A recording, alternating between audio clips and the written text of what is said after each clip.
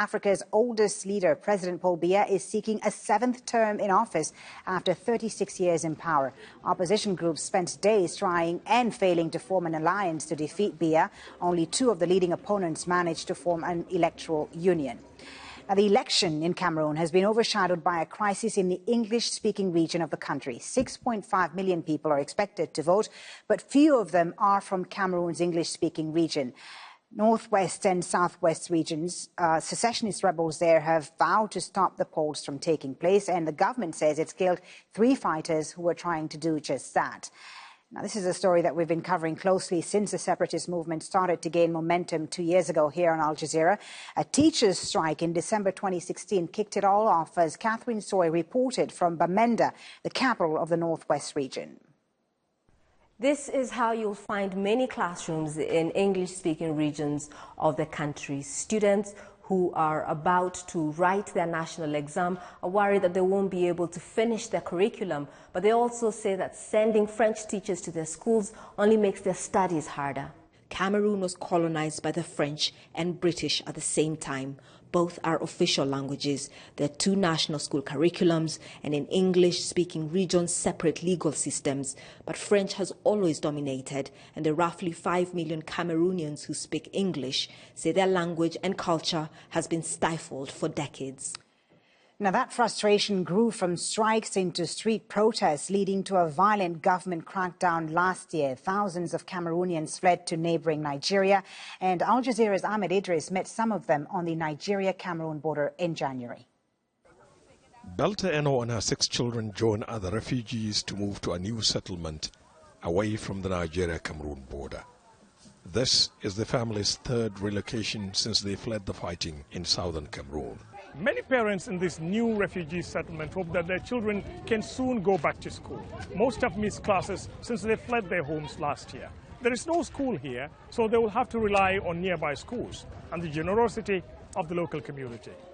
And now it's all come to a head with the election this Sunday. Earlier this week, Hiba Morgan spoke to a government official about the crisis. The fighting in the western region, which started in 2017, has killed hundreds and displaced 250,000 people. The English-speaking fighters, who have called themselves Ambazonians, say the elections won't be held in their regions. But the government disagrees. Election will take place all over the nation, and security is guaranteed to all citizens of this nation. Now, as we've said, this is a story that we've covered extensively here on the News Grid. And Leah, a lot of Cameroonians reaching out to us on social media. Oh, yeah, we've had thousands of messages, and that continues throughout the year, but it's incredibly impactful today. What's noticeable, though, like you said, Folly, are the large sections of the country that are not voting today. The 7th of October, Bamenda. In many towns in the Anglophone parts of Cameroon, the streets are empty. There are reports armed separatists have warned people to stay indoors or risk getting shot. Many of those not voting call themselves Ambazonians. They say Ambazonia is their country, not Cameroon, and they say they won't vote for a government that isn't theirs. Many Anglophones want more representation in the French government, a 2-state solution, or a new country altogether.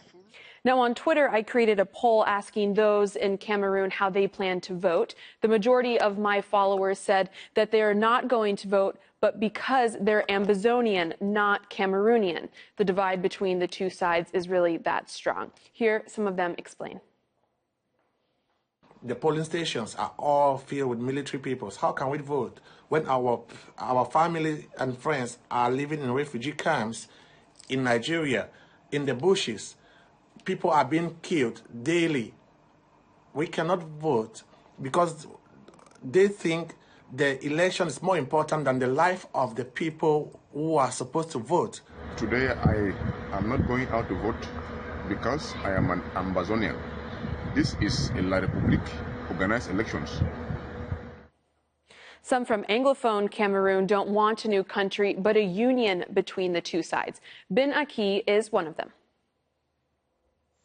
We think that President Paul Biya will be re-elected, but we call for his resignation. He has been a total disaster for our country, and at the age of 85, he cannot govern this country of more than 20 million people. We are totally opposed to violent reaction following the election result, but we are going to work strategically with other Cameroonians to bring about the peaceful resignation of Mr. Paul Biya. Our correspondent Hiba Morgan is inside Cameroon covering more of the election. I'm here in the capital Yaoundé covering the elections, and one thing I have noticed is the international observers, or actually lack thereof. There are no observers from the EU, there are no observers from the UN, and EU has deployed observers, but they've deployed around 20 for the whole of Cameroon, which is divided into 10 regions. So that's basically about 2 observers for every region. And the reason why the EU and the UN have not participated, according to the EU at least, is because there's unrest in the southwest and the northwest regions, and that they would find it very hard to access a lot of the polling stations.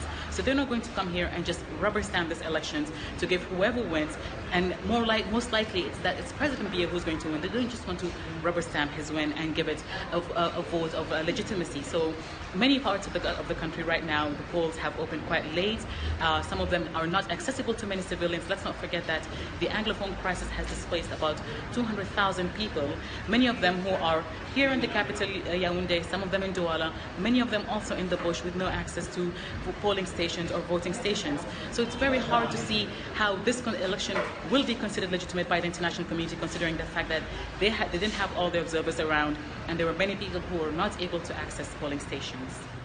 Hiba Morgan, you can follow her on Twitter at Hiba_Morgan. Now, if you're in Cameroon, let us know how you're voting, if you're voting at all. The poll on my page is open for you. My profile is at Leah Harding AJE, and as always, our hashtag is there for you, hashtag AJ Newsgrid.